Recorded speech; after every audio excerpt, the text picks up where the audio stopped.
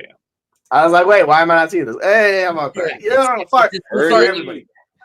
That's the game of the week. So we have the second best matchup for Purdy, third worst for Hurts. It doesn't matter. Hurts is my 2, Purdy is my 6. I am firing them both up. This Philly pass defense is terrible. That's why Brock Purdy is ranked so high. What do you guys think? Yeah. There's confidence with the 49ers. Interestingly enough, on the flip side for Philadelphia, it's probably going to bring everybody down because San Francisco's defense is so good. So, like, the rankings, I'm just going to have these guys ranked lower than I would normally. So, just a few spots. But, I mean, Hurts is he's incredible. He's QB1 basically every week. So, we fire up Hurts. We don't care about the matchup. Like, you just put him in your starting lineup and you just roll with those sweet, sweet fancy points. He was not even good last week, and he was like a top 2 quarterback. Like, he had 5 touchdowns somehow and, like, no yards. It was incredible. So, yeah, you fire up Hurts. You roll with it. Yeah, Hurts is gonna smash. He's gonna put 2 more touchdowns in on the ground for sure. But I am Brock hard for Purdy this week. He is going to absolutely crush this terrible Eagles secondary. You have to fire up every quarterback against the Eagles. Do it. Bookmark that. Oh yeah, that's a good one. That was well thought out. Right. Well done. I was not prepared. I am uncomfortable. All right, moving on to the running backs after that high note. Why do we always go off the rails towards the end of the show? Third worst matchup for the Eagles. I still have DeAndre Swift at RB20 this week. Worst matchup in fantasy football for the 49ers. So as a result, I have Christian McCaffrey as RB1. Yeah, exactly. That's what it is, right? I don't care. You literally can't fade McCaffrey. I don't care. It's like his war above the second highest running back is by far the biggest gap between any number 1 to number 2 player, like in any position. It's a massive gap from him to, I think it's Mostert. Like, it's just a monumental gap. Like, McCaffrey's a whole different level. He's single-handedly carrying teams to playoffs. Like, that's how good he's been. His advantage is better than Kelsey, better than any wide receiver, better than any quarterback. Like, he's just a fancy god. So yeah, we love McCaffrey. I don't care about the matchup at all.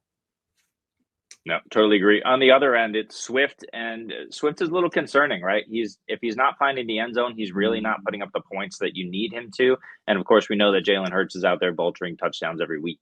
Last week should have been a smash spot against Buffalo. He only put up 8.9.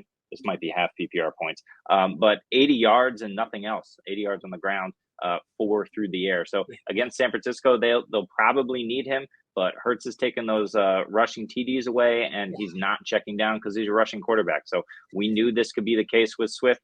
All that said, he's still the RB7, right? So you're still playing him, but the matchup is not good. 80 yards is a great game if fucking Jalen Hurts doesn't vulture all his fucking touchdowns every week.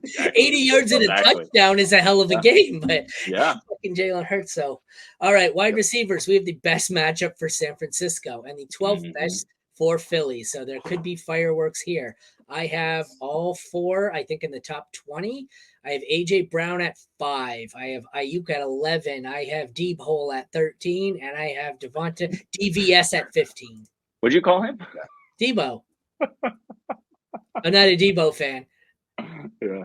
No, I thought you called him Deep Hole, and I thought we were oh my gosh.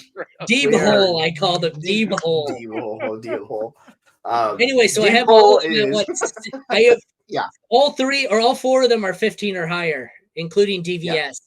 Oh yeah, they're top 13, all 4 of them. So like I don't care. You just put them in lineups. It's just an ideal matchup for the San Francisco guys, and the Philly guys are so good. The interesting thing is Goddard's trying to play this week, so we will see what happens on it. He hasn't been ruled out yet. We'll see. If he comes back, maybe that changes how we have Smith ranked. But in the meantime, I'm just treating like Goddard like he's out. So that's what I'm going with at the moment. Speaking of out, I'm out. I'll be back in 2 minutes. We'll see if we're still on air. We won't be. So see you later. Later.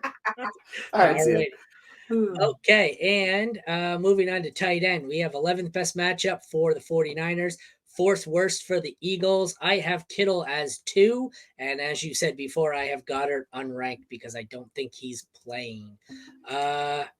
Just a sec here. I got to click over. Kickers, we have bad matchups for both the Niners and the Eagles. I have Jake Moody still at 5. I have Elliott. I have Elliott at 1. So they are both still top 5 kickers despite the matchups. This game may end in a lot of field goals, so a lot of extra points. So there should be great opportunities. So they're both top 5 for me. The defenses, I'm sure, are still decently ranked, but 11 for the 49ers and 22 for the Eagles just shows you how good the offenses are. This is a great week where if you could stream a second defense and sit San Francisco, I would advocate for doing so. But if you have to play them, there's worse things that could happen. Who was it last week? Oh, I had Buffalo last week against the Eagles, and I couldn't afford to bench them. And no, it didn't work out terrible for me. They didn't hurt me. They didn't help me. It was just kind of, they got me 8 points or something. It wasn't terrible. Yeah, because the turnovers, yeah, they saved it. Yeah.